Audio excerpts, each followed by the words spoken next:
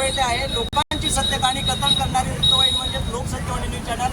आज केडीएमसीचे उमेदवार 26 मधून मंदार श्रीकांत हळबे हे इथे माझ्यासोबत उपस्थित आहेत. आज त्याचा प्रचार दरम्यान आज त्याची मुलाखत घेत आहे.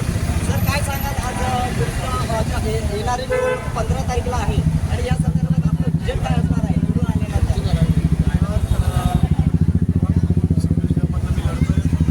निवडणूक आहे. माझी सगळ्यांना विनंती आहे की 15 तारखेला जास्तीत जास्त संख्येने कमळासमोरील बटन दाबून बहुसंख्य बहुत मतांनी मला निवडून द्यावं.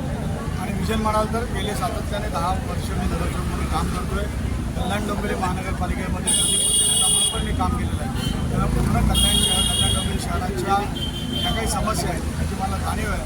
आणि भारतीय गृहसंकुलन आणि भारतात लोकनागरिकचा जो विस्तार आहे सगळा, त्या सगळ्या गोष्टी लक्षात घेता सगळ्यात प्रथम विजन हे राहणार आहे की येणाऱ्या 5-10 वर्षामध्ये कल्याण डोंबिवली महानगरपालिका ही पाण्याकरता कशा अर्थाने सक्षम होईल, त्याच्याकरता एखादं धरण बांधणं किंवा महापालिकेच्या माध्यमातून शासनाकडनं पाणीसाठा कन्फर्म करून घेऊन वाढवून घेणं हे खरं तर मुख्य धोरण राहणार आहे. त्याचबरोबर इंटरसिटी कनेक्शन यासाठी मेट्रोचं जाळं जे आज बाहेरून कल्याण डोंबिवलीच्या बाहेरून जात आहे ते शहरामधनं कसं नेता येईल यासाठी प्रयत्न करणं आणि लोकांची इतर शहरांची कनेक्टिव्हिटी वाढवण्याकरता प्रयत्न करणं हे आमचं मुख्य विजन राहणार आहे.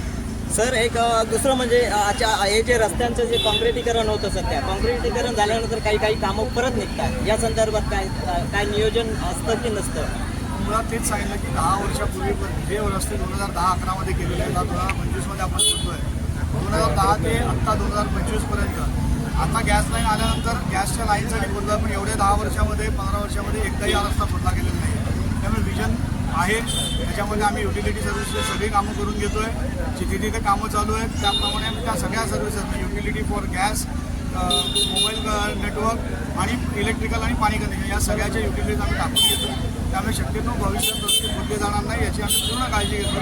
काही ठिकाणी असं होतं की नंतर एखादं गृहसंकुल जेव्हा येतं नव्याने रिडेव्हलप होतात तेव्हा त्यांचं पाणी कनेक्शन वाढवण्याकरता रस्ता खोदला जातो, पण तो त्याची साईड स्ट्रीप खोदली जाते, मुख्य रस्त्याला हात लावला जातो. भाजपात आता झोपडपट्टी विकासासाठी काय तुम्ही असं काय आहे का आपल्याकडे प्लॅन आहे? महाराष्ट्र नगरपालिकेच्या माध्यमातून ऑलरेडी कामं चालू होती.